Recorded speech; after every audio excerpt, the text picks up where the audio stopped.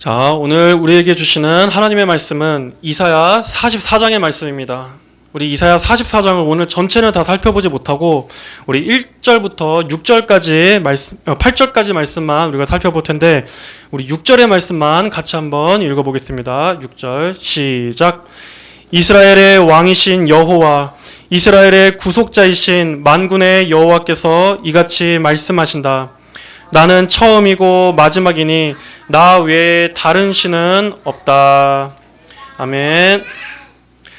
자, 성경의 잠언 1장 20절 이하의 말씀을 보면은 이러한 말씀이 있습니다. 잠언 1장 20절 이하에 지혜가 길거리에서 부르짖고 광장에서 그 소리를 높이며 지혜가 성벽 위에서 소리치고 성문 어귀에서 그 소리를 발하여 말하기를 미련한 자들은 언제까지 미련한 짓을 좋아하며 비웃는 자들은 조롱을 즐기고 우둔한 자들은 지식을 미워하겠느냐. 내 책망을 듣고 돌이켜라. 내가 내 영을 너희에게 부어주고 내 말씀들을 너희에게 깨닫게 해줄 것이다. 여기 이 말씀에서와 같이 하나님께서는 언제나 우리들을 구원과 생명으로 인도해 주시고 우리더러 살라고 사는 길로 오라고 말씀해 주시지만 이 죄로 타락한 인간의 본성은 항상 어리석어서 스스로 자기가 죽을 길로 갑니다. 하나님이 아무리 많은 은혜를 부어주셨어도 그게 얼마나 귀중한지를 알지 못하고 기어코 망하는 길로 하나님 말씀을 끝끝내 거부하고 스스로 자멸하는 길로 가는 게 죄로 타락한 어리석은 인간의 본성입니다. 여러분 한번 생각해 보십시오. 하나님께서 이 대한민국에 얼마나 많은 은혜들을 베풀어 주셨습니까? 우리 이 나라같이 아주 칠흑같이 캄캄하고 아무 소망이 없는 이 나라에, 이 땅에 하나님께서 복음의 빛으로 얼마나 밝히 비춰주셨습니까? 그런데도 이 나라가 그 은혜를 너무나 쉽게 저버리고 그게 얼마나 소중한지를 알지 못하고 다시 기어코 망하는 길로 가는 걸 우리가 보면서 이래서 인간이 멸망하는구나. 이래서 인간이 하나님 말씀을 듣지 않고 사람이, 나라가 이래서 망하는 거구나 하는 것을 다시 한번 절감하게 됩니다. 우리나라에 복음이 뿌려진 그 이후부터 정말 우리에게는 너무나 과분했던 그 잠깐 동안의 번영을 누리다가 이렇게 또 원래대로 가는구나 하는 그러한 생각이 듭니다.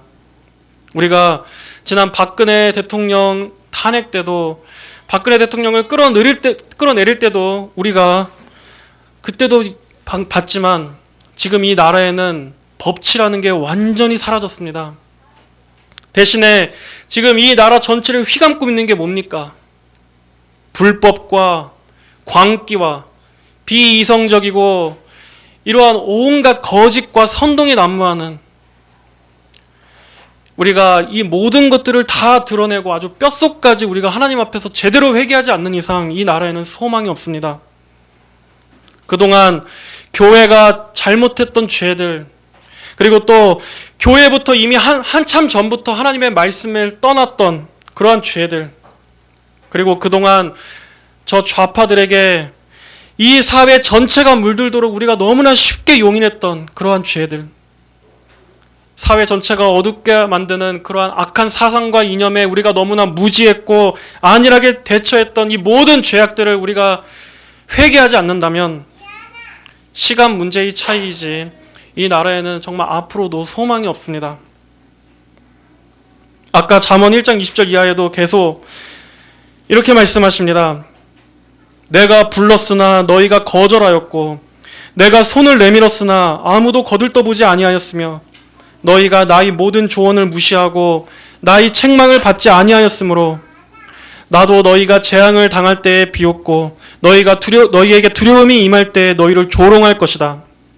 그때 너희에게 두려움이 폭풍같이 임하고 너희에게 재앙이 태풍같이 이르며 너희에게 고통과 괴로움이 엄습할 것이다. 그제야 그들이 나를 부르겠으나 내가 대답하지 않을 것이며 그들이 나를 애써 찾겠으나 나를 만나지 못할 것이니 이는 그들이 지식을 미워하고 여호와 경외하는 것을 원치 아니하였으며 그들이 나의 조언을 받지 않고 나의 모든 책망을 업신여긴 탓이다. 그러므로 그들은 자신들의 행위의 열매를 먹고 자신들의 꾀의 결과로 배부를 것이니 미련한 자들은 제멋대로 살다가 자신들을 죽이고 우둔한 자들은 안일하게 살다가 자신들을 멸망시키지만 내 말을 순종하는 자는 안전하게 살며 재앙에 두려움이 없이 살 것이다. 앞으로 우리는 지금 이 상황이 어떻게 될지는 모르겠습니다.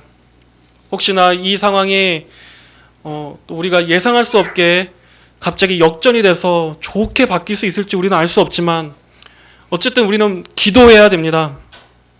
지금 우리가 이럴 때 기도하지 않는다면 우리의 신앙의 자유뿐만이 아니라 우리의 이 기본적인 인간으로서의 자유까지도 다 빼앗기게 될 때 우리는 그때 지금을 후회하게 될 것입니다.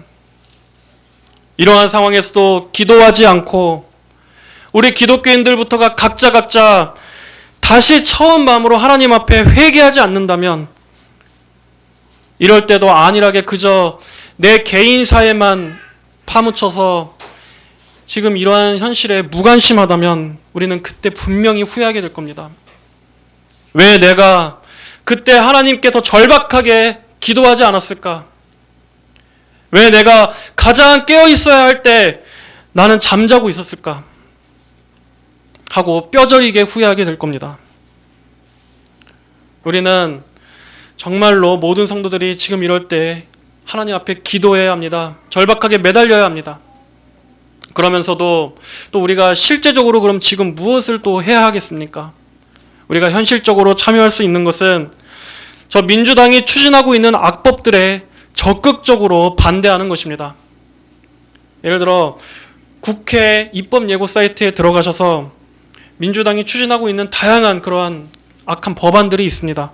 거기에 대해서 우리가 반대 의견을 등록하는 것입니다. 물론 지금은 저들은 이제 법까지도 다 무시하면서 밀어붙이고 있지만 그럼에도 우리가 전략적으로 할 수 있는 것은 어쨌든 결국에는 법이 통과되지 못하게 하는 것입니다.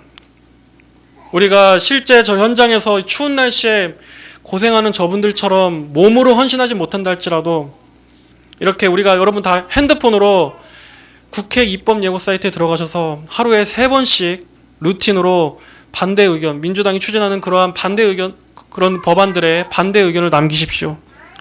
우리는 이것만으로도 어쨌든 저들의 발목을 붙잡을 수가 있습니다. 이렇게 우리가 자유를 위해서 기도하면서 동시에 우리가 할 수 있는 최선의 실천은 다해야 할 것입니다. 그럼에도 우리가 그나마 지금 이러한 암울한 상황 속에서도 참 이것은 속의 성과라고 할 수 있는 것은 어쨌든 이렇게 한번 들쑤심으로 인해서 과연 진짜 이 사회에 이 나라를 망하게 하는 주범이 누구인지 그들의 정체를 알게 되었다는 점입니다. 과연 누가 진짜 적폐고 누가 이 나라를 팔아먹는 매국노인지 또 누가 위장 세력들인지 이번 기회를 통해서 드러나게 되었다는 점입니다. 그리고 또 젊은 20대, 30대 이런 젊은 사람들에게도 분명히 지금 정상적인 사고를 가지고 있는 사람이라면 지금 나라가 이렇게 돌아가는 것을 통해서도 이거는 뭔가 정상적이지 않다. 이건 좀 너무한데? 라는 그러한 생각을 분명히 할 겁니다.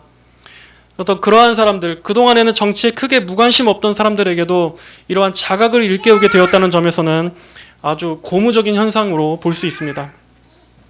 어쨌든 우리는 이때 힘써 기도해야 합니다. 이 나라에 어둠이 거치게 해주시기를 기도하시고 그리고 또 하나님께서 저 악한 이런 마귀의 하수인들을 속히 심판해 주시기를 그래서 하나님께서 주신 이 소중한 자유, 우리의 이 신앙의 자유 안에서 믿음을 갖고 살아가는 이러한 은혜를 하나님께서 주시기를 우리는 전심으로 기도해야 할 것입니다. 자, 이제 오늘 말씀을 보겠습니다. 오늘 살펴볼 44장은 지난 43장에 이어서 계속해서 바벨론의 포로로 끌려가 있는 하나님의 백성들에게 하나님께서 그들을 얼마나 사랑하시고 계시는지 얼마나 존귀하게 여기고 계시는지 그리고 하나님께서 그들을 위해서 회복과 구원의 역사를 예비해 두고 계신다 하는 내용이 계속 이어지고 있습니다. 비록 이스라엘 백성들이 하나님 앞에서 신실하지 못했음에도 불구하고 하나님께서는 자기 백성들에게 회복과 축복을 약속하십니다. 그럼으로써 그들을 구원하는 것은 그들 자신의 의로움이 아니라 하나님의 전적인 은혜와 신실하심 때문이라는 것을 알게 하시려는 것입니다. 특별히 오늘 44장에서는 우상들의 무익함에 대해서 강조하고 계십니다. 하나님께서 자주 쓰시는 방법은 하나님의 전능하심과 우상들의 무익함을 이렇게 대조하시는 방법입니다. 성경에서 우상이란 무익한 것, 또 허무한 것, 아무것도 없는 것이라는 뜻입니다. 그래서 우상을 섬기는 자의 최후는 어떻게 끝납니까? 허망하게 끝납니다. 아무것도 남지 않는 것으로 끝납니다. 그들 자신들이 섬겼던 그 우상처럼, 그 우상을 닮은 최후처럼 마지막에는 아무것도 남지 않게 되는 것입니다. 하나님께서는 이 우상숭배의 죄를 가장 미워하십니다. 우상숭배자들을 가장 역겨워하시고 가증스러워하십니다. 어쨌든 성경에서 우상숭배의 성격을 의미하는 단어들, 그 뉘앙스를 잘 살펴보면 우상숭배는 하나님을 싫어하는 것, 또 하나님을 증오하는 것, 또 우상숭배 안에는 선동이라는 의미도 있습니다. 그리고 거역하는 것, 완악하여 거스르는 것, 그리고 강팍함, 불순종 등의 의미를 담고 있는 단어입니다. 이렇게 우상숭배의 본질은 그 마음속에서 하나님을 적극적으로 싫어하는 데서 나오는 그 불순종에 발현된 것이라는 것입니다. 그래서 이러한 우상숭배는 반드시 저주를 받습니다. 그런데 문제는 하나님의 백성들이 바로 이 우상숭배의 죄악에 깊이 쩔어 있었다는 것입니다. 다른 이방 민족도 아닌 바로 이 하나님의 백성들이, 이스라엘이 아스르와 바벨론에 의해서 멸망한 것은 그들 자신의 국력이 약해서가 아니었습니다. 그들이 무슨 외교를 잘못해서? 아닙니다. 바로 그들이 우상숭배를 했기 때문이었습니다. 이스라엘이 이방 나라에 멸망하고 포로로 끌려간 것은 이들이 하나님보다는 우상을 더 숭배하고 하나님보다는 다른 강대국의 힘을 더 의존했기 때문에 이것이 그들이 징계받은 이유였습니다. 그래서 아모스 2장 4절에서는 이렇게 말씀하셨습니다. 여호와께서 이같이 말씀하신다. 유다의 서너 가지 죄들 때문에 내가 심판을 돌이키지 않을 것이니 그들이 여호와의 율법을 멸시하고 그분의 규례들을 지키지 않았으며 자기 조상들이 따르던 거짓 우상들에게 미혹되었기 때문이다. 그만큼 하나님께서는 다른 어떠한 죄보다도 이 우상숭배를 가장 미워하셨다는 것을 알 수 있습니다. 사랑하시는 자기 백성이라고 할지라도 이렇게 치욕스러운 징계를 내리셨을 만큼 우상숭배는 치명적인 저주를 부르는 죄입니다. 그러나 하나님은 어떠한 분이십니까? 하나님은 이스라엘 자손을 고난 가운데서 건져주시는 유일하신 구원자이십니다.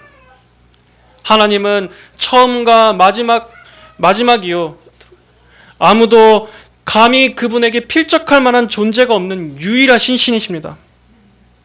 6절에 보면 이스라엘의 왕이신 여호와, 이스라엘의 구속자이신 만군의 여호와께서 말씀하신다. 나는 처음이고 마지막이니 나 외에 다른 신은 없다. 자, 처음과 마지막은 하나님께서 이 세상의 창조 이전부터 이 역사의 마지막 심판의 때, 그리고 그 이후에 있을 영원까지 우주와 인류 역사의 모든 것을 지으시고 주관하시는 창조주요, 전능하신 주권자 하나님이시라는 것입니다. 이 하나님 외에는 다른 신은 없습니다. 이 세상에는 수많은 잡신들이 있지만 사실 그것은 없는 겁니다. 마귀가 이 세상에 다양하게 뿌려놓은 거짓 신들일 뿐입니다. 마귀는 마치 이 세상에 수많은 신들이 있는 것처럼 해서 사람들을 속이지만 실제로 그것들의 본질은 무엇입니까? 마귀의 영감을 받아서 인간이 마음 안에서 가공해낸 그러한 가짜신들, 거짓신들에 불과합니다. 그런데도 마치 그것들이 진짜로 존재하는 것처럼, 마치 이 세상에 수많은 신들이 있는 것처럼 그렇게 사람들이 그런 우상들에 속아서 결국에는 하나님을 모른 채 멸망으로 가도록 마귀가 그렇게 하는 것입니다. 하나님 외에는 다른 거 어떠한 신도 없습니다. 그래서 하나님께서 여기에 나 외에 다른 신은 없다라고 말씀하신 것입니다. 하나님과 대등한 신이 있는 것도 아니고 신은 오직 유일하신 우리 삼위일체 하나님뿐입니다. 그 외에 다른 모든 것들은 악령입니다. 마귀가 부리는 악한 영들의 다양한 모습들일 뿐입니다. 그리고 심지어 마귀조차도 하나님과 대등한 존재가 아닙니다. 마귀도 하나님의 권세 아래 복종할 존재일 뿐이고, 그리고 마지막에는 심판을 받을 예수 그리스도의 권세 아래 굴복할 존재일 뿐이지 결코 하나님과 비등비등하게 겨루거나 경쟁하는 존재가 아닙니다. 그런데도 이스라엘 백성들은 정작 자신들의 구원자가 되시는 이 하나님은 알지 못하고 하나님과 감히 비교할 수 없는 이 천박하고 더러운 악령들에게 미혹되고 있으니 하나님께서 얼마나 진노하셨겠습니까? 그리고 또 그런 거룩하신 하나님을 우상을 섬기는 것처럼 예배하고 우상과 똑같은 성정을 가진 분으로 하나님을 오해하고 있으니 하나님께서 얼마나 탄식이 나오셨겠습니까? 그래서 그 죄가 얼마나 큰 죄인지를 깨닫게 하시기 위해서 이렇게 한번 크게 치신 것입니다. 하지만 하나님께서는 사랑에 있어서도 하나님이시기 때문에 그런 자기 백성들이라고 할지라도, 이렇게 우상숭배에 쩌든 백성이라 할지라도 그들을 향해 끝까지 포기하지 않으시고 언약을 이루어 가십니다. 자, 1절 한번 보겠습니다. 나의 종 야곱아, 내가 택한 이스라엘아, 이제 너는 들어라. 너를 만드시고 너를 태에서부터 지으신 여호와께서 말씀하신다. 주께서 너를 도와주실 것이다. 두려워하지 마라. 나의 종 야곱아, 내가 택한 여수루나. 참으로 내가 메마른 땅에 물을 주고 마른 땅에 시내가 흐르게 할 것이며 내가 나의 영을 내 자손에게, 나의 복을 내 후손들에게 부어줄 것이니. 자, 우선 여기까지만 보겠습니다. 하나님께서는 지금 이방 땅에 포로로 끌려가 있는 자기 백성에게 이렇게 말씀하십니다. 나의 종 야곱아, 내가 택한 이스라엘아.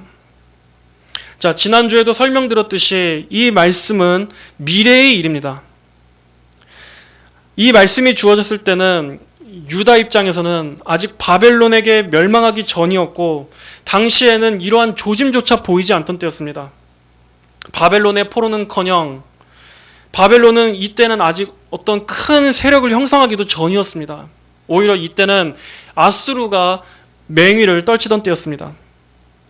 그러니까는 이 유다 백성들의 입장에서는 이 말씀을 읽었을 때 아수르가 나중에 바벨론에게 멸망하게 되고 또 유다가 바벨론의 포로로 끌려가게 될 거라는 이러한 일들은 유다 백성들에게는 전혀 알 수도 없는 미래의 일이었습니다. 그래서 이 말씀은 이 일들이 실제로 성취돼서 유다가 바벨론의 포로로 끌려와 있는 그 시점을 지금 상정하고 하나님께서 미리 말씀해 주신 것입니다. 이렇게 하나님께서는 전지하신 분입니다. 하나님은 적국의 땅에서 슬퍼하고 있는 자기 백성들을 향해 말씀하십니다. 너희는 나의 백성이라는 겁니다.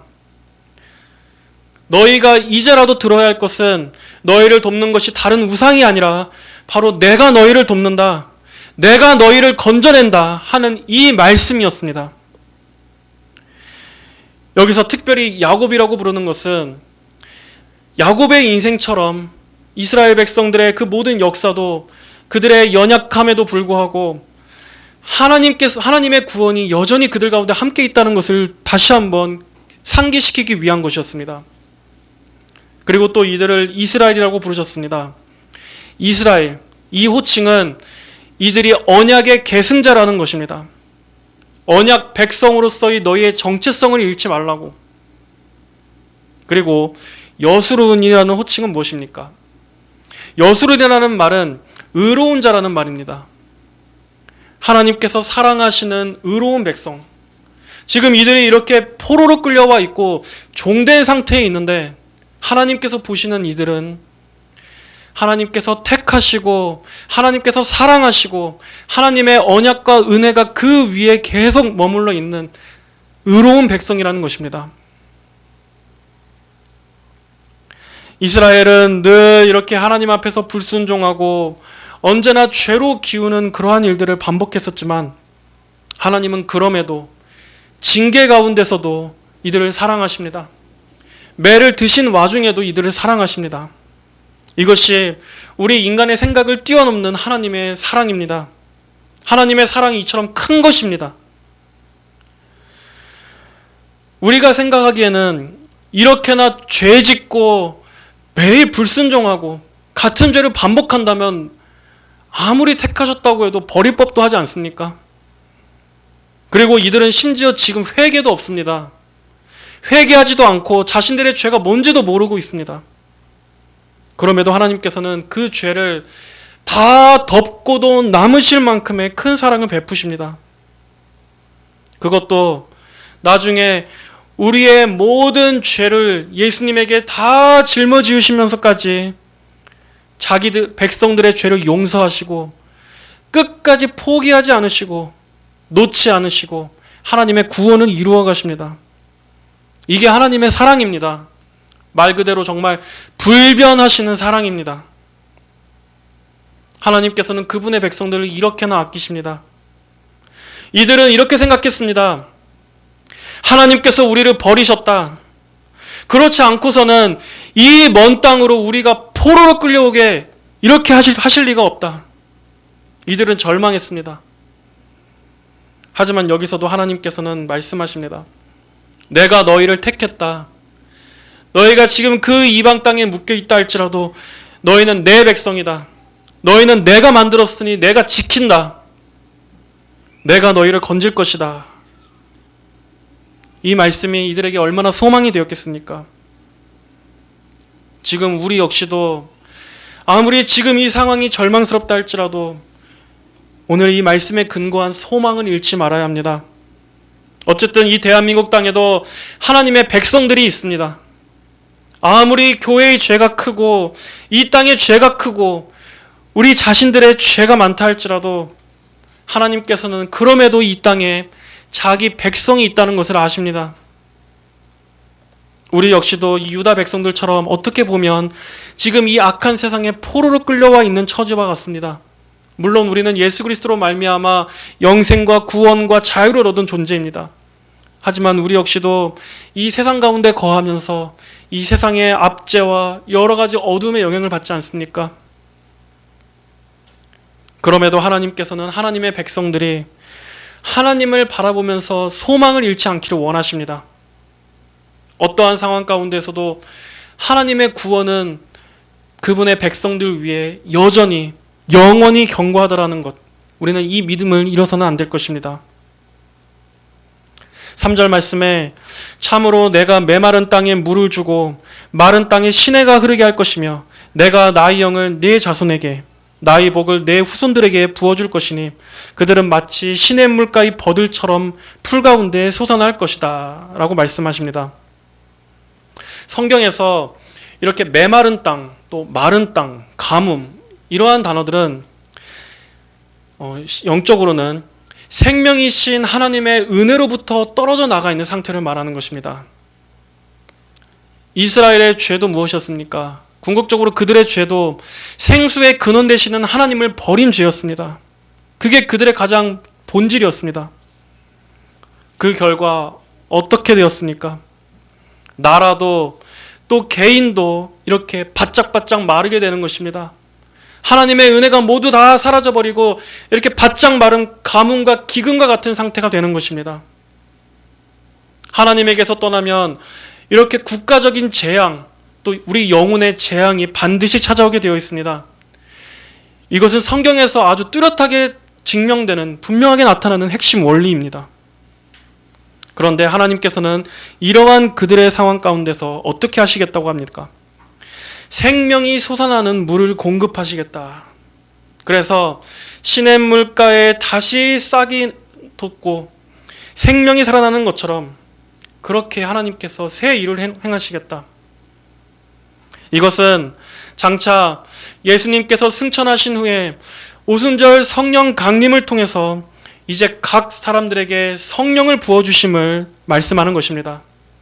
그래서 그렇게 이 세상에 복음이 전파되고 구원받은 하나님의 백성들을 통해서, 성도들을 통해서 한 사람 한 사람 죄와 사망 가운데 있던 영혼들이 살아나게 되고 거듭나게 되고, 그래서 교회가 세워지게 되고, 그렇게 빛과 구원과 생명이 확산되어 갈 것을 하나님은 말씀해 주고 계신 것입니다.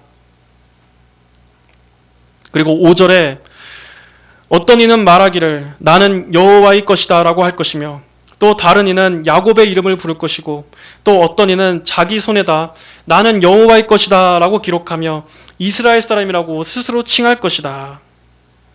이들은 자신들의 현재 비참한 처지를 보면서 절망했었습니다. 여호와 신앙을 부끄러워했었습니다. 저 이방신들이 믿는 저 신에게서 우리를 구원해 줄 수 없는, 하나님은 아무 능력도 없는 신이라고 이들은 비관했을 것입니다.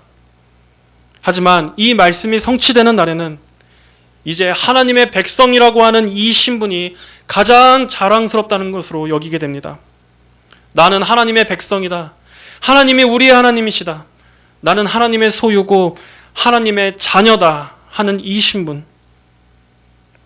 여기서 자기 손에다 기록한다라는 게 무엇인지 여러 해석들이 있습니다.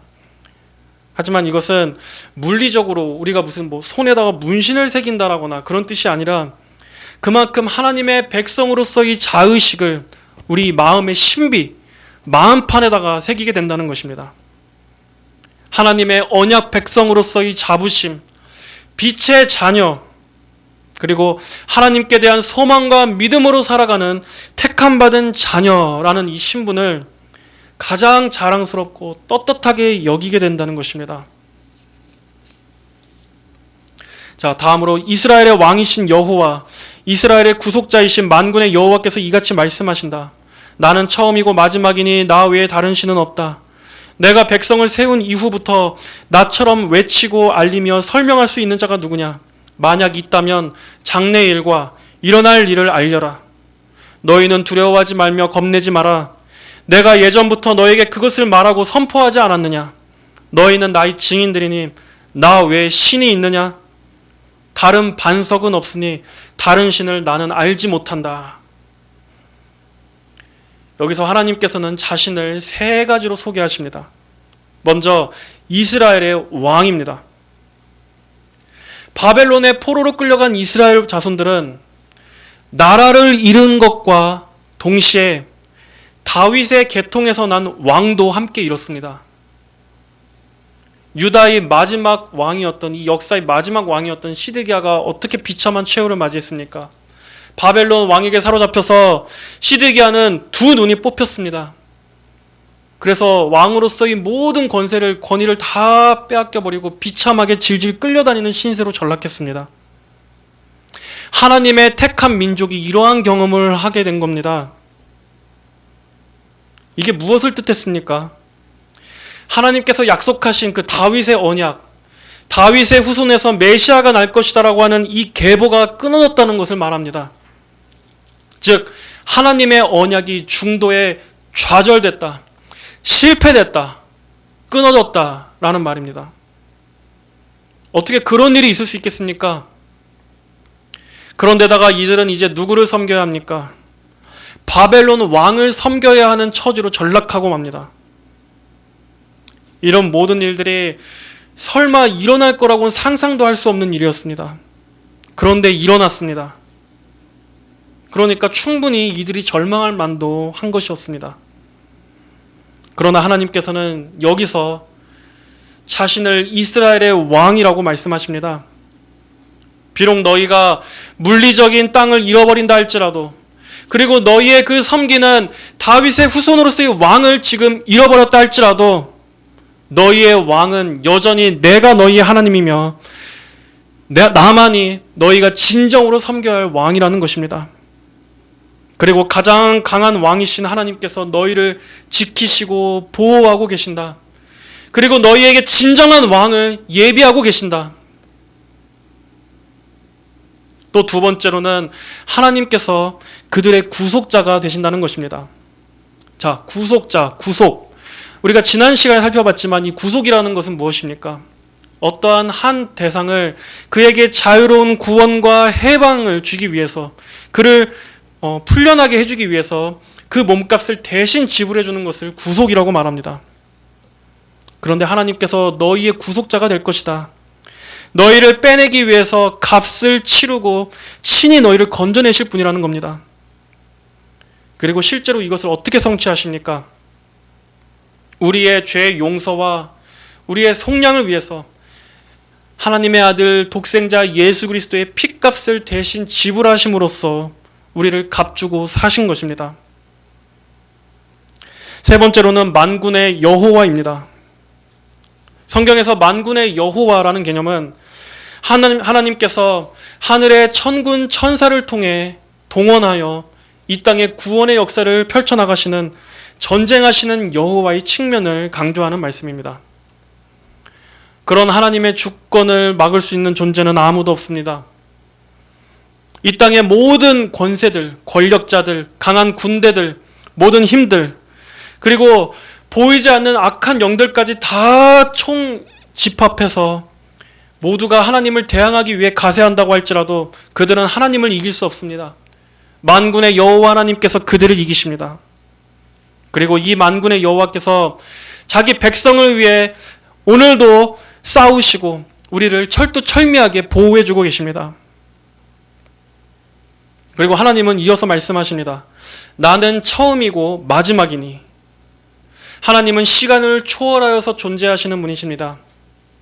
하나님께서 시간을 초월하여 존재하시는 영원한 분이, 영원자이시기 때문에 하나님은 시간 안에서 일어나는 모든 일들을 주관하시고 결정하시고 운행하십니다.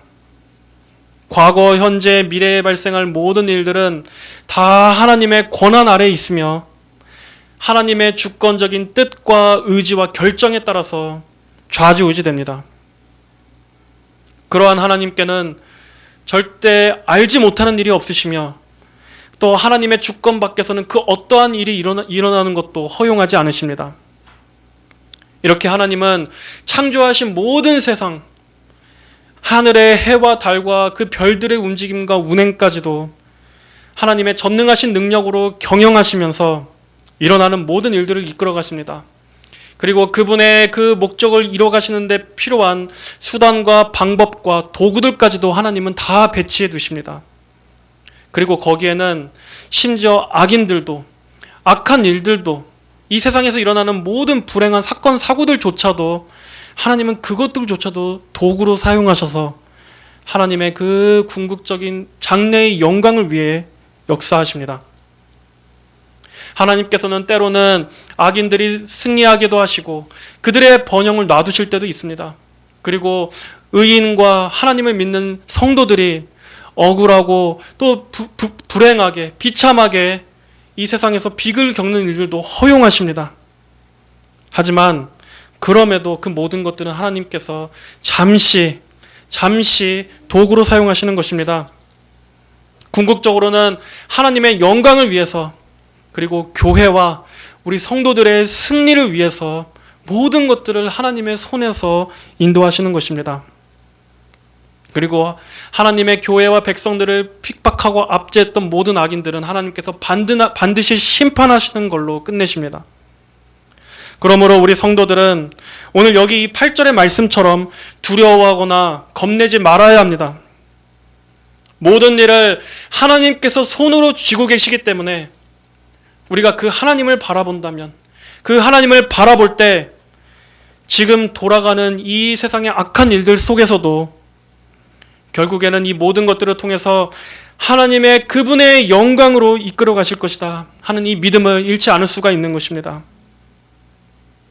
하나님께서는 지금 저 악인들이 하는 모든 불법적인 활동들, 그들의 은밀한 계획과 술수, 그들의 그 획책을 우리 하나님은 다 보고 계십니다. 사람은 이길 수 있을지 몰라도, 인간은 이 땅의 진실을 덮으려 한다 할지 몰라도 그들이 하나님은 이길 수 없습니다. 우리 성도들은 절대 좌절하지 말고 이럴 때일수록 더욱더 하나님을 부르짖어야만 합니다. 하나님을 찾아야만 합니다. 이사야 59장 1절 2절은 말씀합니다. 보아라, 여호와의 손이 짧아 구원하지 못하시는 것도 아니며 그분의 귀가 어두워서 듣지 못하시는 것도 아니다.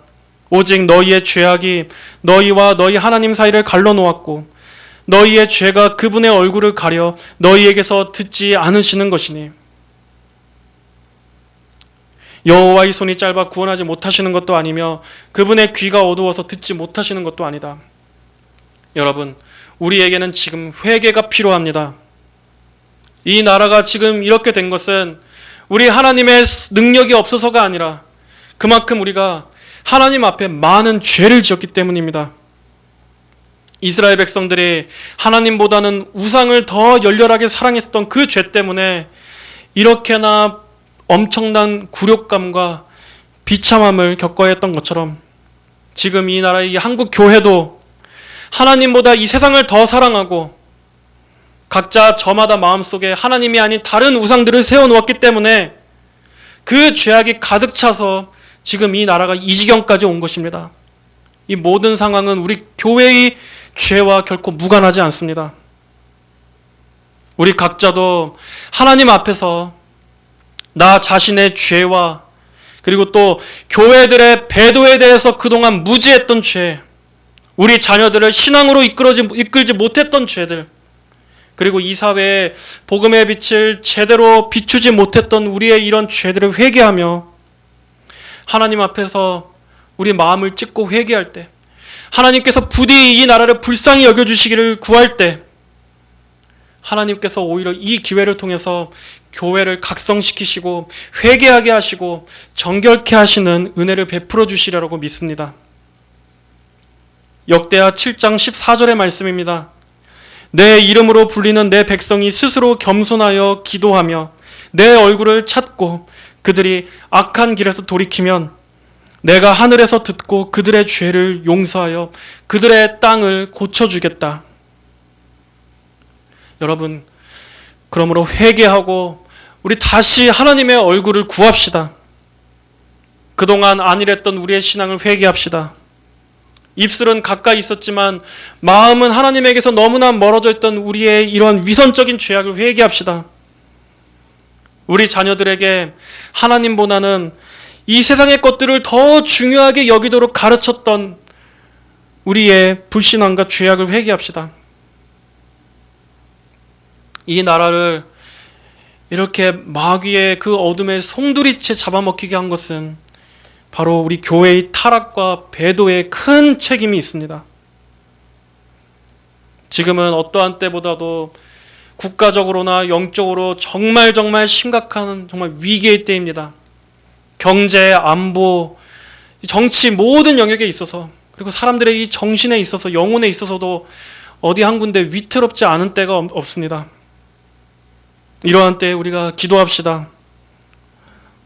우리가 성경에서 보여주는 이러한 분명한 반면 교사의 기록들이 있음에도 불구하고 우리가 안일하고 우리의 무관심 때문에 징계를 불러들인다면 그 대가는 나중에 땅을 치고 후회한다고 해도 어떻게 되돌릴 수가 없습니다. 진정으로 하나님 편에 서 있는 참된 성도라면 지금 이 때를 계기로 하나님께 전심으로 달려갈 것입니다. 설령 지금까지 안일하게 신앙생활을 했던 사람들이라 할지라도 하나님께서 그가 정말 그리스도의 구원 안에 있는 성도라면 하나님께서 그의 마음을 움직여 주셔서 자기 자신의 그동안의 이런 무너진 신앙생활을 다시금 돌아보고 회개하고 다시 회복해야겠다는 그러한 마음으로 이끌어 주실 것입니다. 하나님께서는 종종 이렇게 정말 큰 위기를 통해서 잠들어 있는 성도들을 흔들어 깨우시기 때문입니다. 그럼에도 아직 이 땅에 기도하는 성도들이 남아있다는 것은 너무나 귀한 일입니다. 나라와 교회를 위해서 진정으로 아파하고 애통해야 하는 성도들이 있다는 것은 그래도 아직은 소망이 있는 것입니다. 이 작은 긍휼을 남겨두신 것마저 우리가 헛되이 날려버리지 않도록 더욱더 우리의 마음을 이제 하나님 앞에서 찢으시기를 바랍니다. 나라와 교회를 불쌍히 여겨주시기를 기도하시고, 그리고 속히 하나님께서 이 사회를 무법천지로 만들고 재앙으로 몰고 가려고 하는 그러한 악한 세력들을 멸해 주시고 심판해 주시고 절대 그들의 계획대로 되어지지 않게 해주시기를 기도하시기 바랍니다. 우리 모두에게 회개의 은혜를 부어주셔서 하나님 앞에 우리 모든 성도들이 애통하고 자복하는 심령을 부어주시기를 주님의 이름으로 축복합니다. 다 함께 기도하시겠습니다. 하나님 아버지 감사합니다. 오늘 우리가 이 하나님의 말씀을 통해서 다시 한번 우리의 마음을 굳게 붙잡습니다. 하나님, 참으로 하나님께서 주신 이 구원, 우리에게 주신 이 영생이 너무나 소중한 것인데, 아버지, 우리가 이것의 그 귀중함을 알지 못한 채 이 세상의 마음을 다 뺏겨버린 것은 아닌지 돌아봅니다. 교회와 나라를 위해서 기도해야 할 때도 우리의 마음은 저 딴 데 정신이 팔려가 있어서 내 자신의 안위만을 생각하고 나와는 직접적인 상관이 없는 문제라고 생각하면서 아버지, 그 모든 귀중한 은혜의 때들을 다 날려버린 것이 아닌지 주님 돌아봅니다. 아버지, 우리의 죄악을 용서하소서.